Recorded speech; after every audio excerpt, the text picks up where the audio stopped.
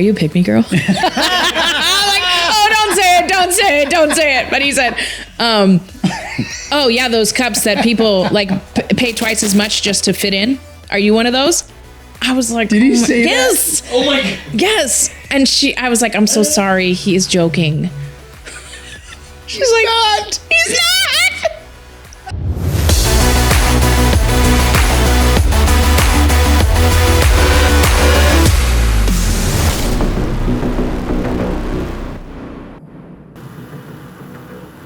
Hey everybody, I'm Casey. I'm the producer over here at the Mental Health Janitors. Today we're going to do things a little different. We've done 29 episodes bringing you all kinds of information, current events, and new tech that's out on the market. But today we thought we'd take a little look back at the last 29 episodes and see some of our favorite stuff and some of the stuff that didn't make it in. I have a big soaking tub. I'm in a grand suite. I could do it in the tub. Oh, bougie. Like Applebee's over here. Yeah, must be. Like Applebee's on the... When I think of Jessica, bougie's the first thing. All right. With my knockoff Stanley Cup. Let's do it. All right. Good one. That would have been the sizzle reel. What's the scissor reel? The sizzle reel is like a 10 or 15 minute spot. No, we don't do that. Oh, gosh. Really? The beard. Oh, okay. I see what you're doing. Because if not, then the beard's like... Yeah. Okay. I get it. That's why you're supposed to ask before you touch people. Yeah. Touching me without my consent. Have you guys seen that? Are we recording? Yeah. We're missing all this good stuff. Seriously, if we took a poll and said, who's louder, Sergeant Q or Jess, guarantee you most people are going to say me. No. Yep. No. Uh-huh. No way. Yeah, 100%. No way. Loud or annoying?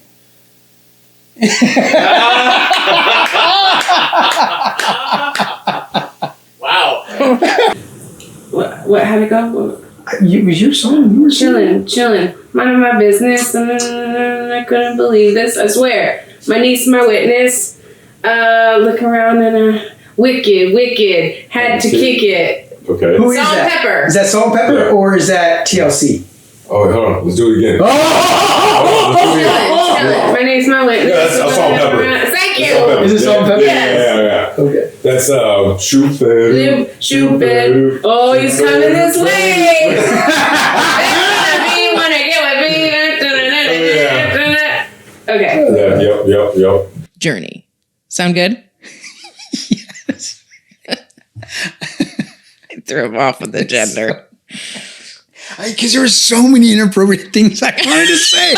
So my brain's like, nope, not that one. Pull that one back. Don't say that. Okay, we'll start over. I don't know. It sounds pretty good so far. Okay. You're trying to convince yourself, okay? Because I wasn't convinced. Oh. I would be a great therapist. Right? I'd be a terrible therapist. I am a great business coach. We're at episode 30 and we can hardly believe it. This started over 6 months ago and it's been a wild ride. We're so thankful for all of our diehard fans that have been there the whole time, and we thought, let's take a break and let's take a look back at the last 6 months and the last 29 episodes of the Mental Health Janitors. And I talk about these 3 things. It's in my book. I talk about structure, routine, and discipline. 3 things that you need to be able to accomplish whatever goal you're trying to set out. And so I use the example of a New Year's resolution where everybody says, I want to get fit for summer. Mm-hmm. And so they all go buy gym memberships in January to get fit. So in January, the gym is full of everybody just in there, just like running and pumping weights, and everybody's super motivated. But by February, those people who were going 6 days a week are now going 3 days a week. And then by March, people are going like maybe 1 day a week, maybe 1 day a month, or maybe they're just not going at all. And by summer, when everybody wanted their summer bods, there's nobody in there but the gym rats just jacking steel all day, right? Mm-hmm. So it's not because they didn't want to do it. They wanted to accomplish that goal. And so I talk about structure, routine, and discipline. The structure is the goal. I want to lose 30 pounds and get in shape by going to the gym. The routine you put together is I'm going to go 5 days a week. I'm going to go 80% of protein, 20% carbs. That's the routine I'm going to get into. And so a lot of people are really good at doing that. But where they fail is where? Discipline. The discipline. And that's all of us, myself included. That discipline is super hard to maintain. So there's a couple of things you can do. One is track your goals, which we're going to show you how to do. And number two is get an accountability partner. It's much harder to skip going to the gym when you've got a buddy going with you. It is super hard. So those are two simple things you can do for any goal that you want. Very simple. It's something that I've used for years, is that structure, routine, and discipline. It could be really beneficial to go in and do a mass decluttering so you can have, like we've talked in the past about, gifts and overspending and kind of going through your things. Maybe you can make some money off of some of the things you don't need. And that will take up some of your time that you might be going out spending money. No, I have 2 hours. Okay. I'm going to go through this closet and I'm going to put some things up for sale on OfferUp or something like that instead of going out shopping. And then maybe saving some of that money of selling some of your old stuff as a part of your budget for Christmas. But Are you trying to increase your Christmas budget? If you guys watched last week, we put Jess on a very tight holiday spending budget, and I can see where this is going. This is just going. Okay. There's no motivation. Okay. I don't know how to wink. So if you guys have not tried the ice bath, honestly, it's incredible. And you don't have to go buy one, right? If you want to just try it, most gyms have these now. So my brother-in-law, he was telling me about it. They have, at the gym he goes to, they have the ice bath. And I've talked to a couple other people that they're starting to put these ice baths in their gym. So you can find them there, try them there. If you've got a friend, try it before you buy it, right? Because it might not be for you. You may invest a bunch of money and not like it. When I first tried my ice bath, it was in winter, so I didn't really have to worry about keeping it too cold. I just had to chip off the ice in the morning, so it was ready in the evening. But I just used a water trough for a horse. It's just a horse trough and aluminum, and that's what I would use. And when I upgraded, I said, this is for me. And I actually bought one that has a chiller. I gave that one to Pastor Matt. And so then he used it. And so you can always find something like that, right? Or a 55-gallon drum. Here's the thing. If you're going to start doing this, do it with a friend or a family member. Don't do it on your own. Super dangerous, especially in the beginning if you're doing it by yourself. Because if something happens in there, you start having a medical condition inside the ice bath, you want somebody there that can rescue you out because your body's literally shutting down. Okay. And if you have heart issues or something like that and you get in there, that shock to your system may put you into shock. Okay. And then you're going to start having medical issues. So have somebody with you. I've been doing it for almost a year. I still don't do it when nobody else is there. I make sure that my wife is there or my daughter, somebody is there that can help me if I need assistance. And so that's my disclaimer. And make sure that if you have any heart conditions or underlying medical issues, to talk to your doctor first. Doc Jess, she's putting out the disclaimer. I didn't do any of those things because I'm a Marine and we got to learn the hard way. But definitely give it a shot. I absolutely loved it. And so here's what I want to talk about is what's actually happening in your body when you're doing this. So cold exposure increases the production of a neurotransmitter called neuroepinephrine, which focuses your attention and vigilance on mood. So neuroepinephrine, it increases your focus, attention, vigilance, and it can increase your mood. As a result, cold therapy can produce a feeling of calm, happiness, and well-being, which can support the mitigation of a mental health crisis, depression, and anxiety. There's no complaining in my house over dinner. If you literally complain in my house over what's for dinner, you eat rice and beans with no seasoning for 3 days. I'm feeding them all their nutrients. Don't call CPS on me. I have done it with both of my children once and only once, and they've never complained about dinner again. So we'll save that for another podcast as well. But the structure and discipline and consistency when I do this meal planning is so good on so many levels for my cognitive load, for my kids' cognitive load, for my budget. all of that, right? And we'll get into more detail of how to apply this to your lives in our next segment. Right.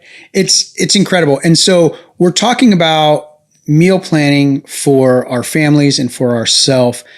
But what we're really talking about is reducing the cognitive load, which is going to give you a better mental health journey. People are always afraid, like, oh, technology, AI is going to take my job. I said, no, it's not going to take your job. What's going to happen is people who harness the power of AI are going to take your job because they're going to be able to do 10 times as much as you are. And that's really what this thing does. Honestly, it's like having the wheel for the first time. Everybody's walking, carrying bundles of sticks or firewood, and some dude built a wheel and now he has a cart and he's hauling 10 times as much as the other guy hauling firewood, right? It's funny because I have a client that I just met with yesterday, and she's very high up in a very large corporation company in this area. And she has to write lots of emails and lots of thank you notes and things like that to different people. And she has this AI that helps her come up with it.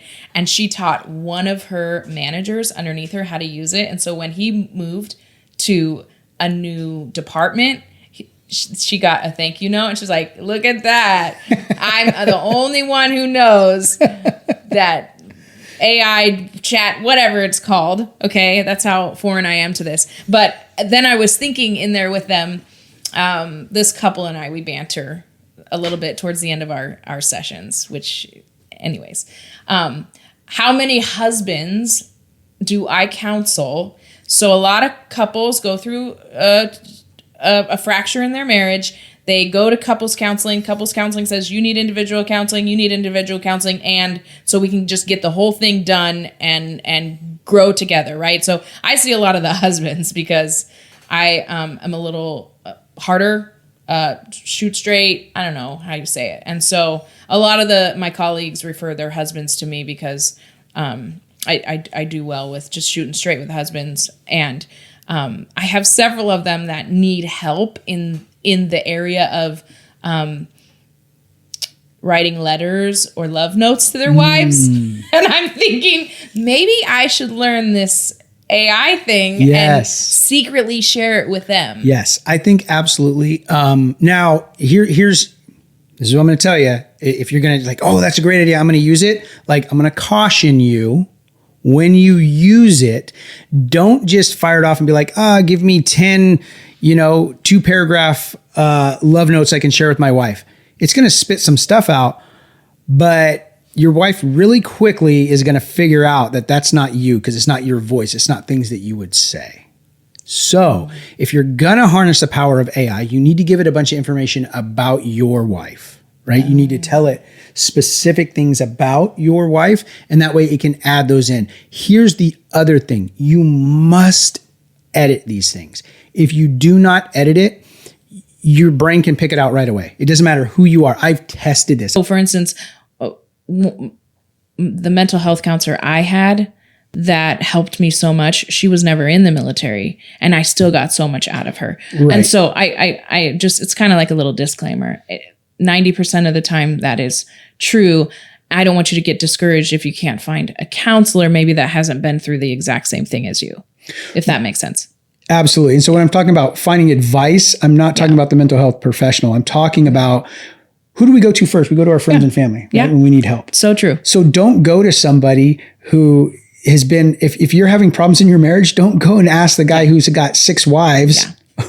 Hey, man. Don't trust a skinny cook. That's right. Right? Right. So find somebody who you look at their marriage and say, man, you've been married for 20 years. What's your secret? What do you do? Yeah.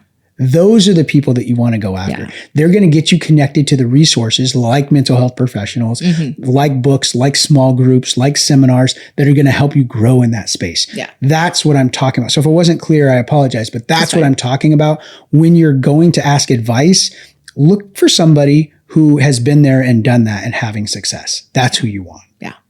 All right. So that's it for us here on the Mental Health Janitors. All right, guys. So as always, we want to educate, empower, and encourage you on your mental health journey. So for the Mental Health Janitors, I'm Sergeant Q. I'm Doc Jess, and have a great day. And we're out. And we're out.